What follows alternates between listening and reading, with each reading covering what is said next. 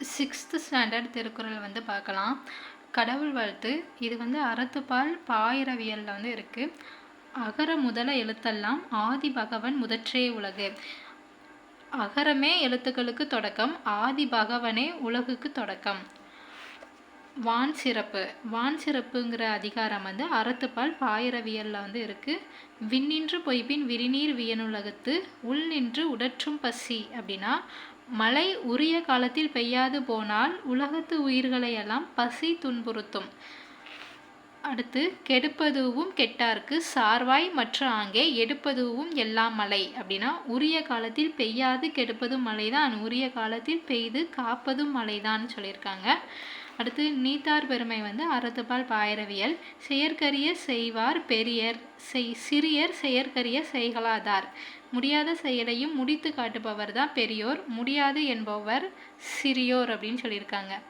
மக்கட்பேறு வந்து அறத்துப்பால் இல்லறவியல். தம்மின் தம் மக்கள் அறிவுடைமை மாநிலத்து மண்ணுயிருக்கு எல்லாம் இனிது. தம்மை விட தம் பிள்ளைகள் வந்து அறிவுடையோர் என்றால் மக்களுக்கு அதுதான் மகிழ்ச்சி அப்படின்னு சொல்லியிருக்காங்க. ஈன்ற பொழுதின் பெரிதுவக்கும் தன் மகனை சான்றோன் என கேட்ட தாய். தன் பிள்ளையின் புகழை கேட்ட தாய் பெற்றெடுத்த போது அடைந்த மகிழ்ச்சியை விட பெரும் மகிழ்ச்சி அடைவாள் அப்படின்னு சொல்லியிருக்காங்க. அடுத்து, அன்புடைமை வந்து அறத்துப்பால் இல்லறவியல். அன்பிலார் எல்லாம் தமக்குரியர், அன்புடையார் என்பும் உரியர் பிறருக்கு.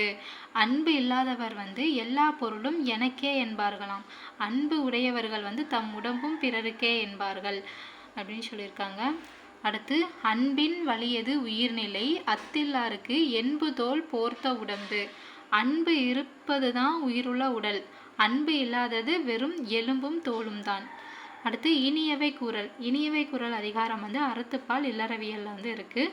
பணிவுடையன் இன்சொலன் ஆதல் ஒருவருக்கு அணியல்ல மற்ற பிற. ஒருவருக்கு மிகச்சிறந்த அணியாக இருப்பது வந்து எதுனா பணிவும் இன்சொல்லுமே தான் ஒருவருக்கு மிகச்சிறந்த அணி. அடுத்து, இனிய உளவாக இன்னாத கூறல் கனி இருப்ப காய் கவர்ந்தற்று. இனிய சொல் இருக்கும்போது இன்னா சொல் பேசுவது கனி இருக்கும்போது காயை உண்பதை போன்றது அப்படின்னு சொல்லியிருக்காங்க.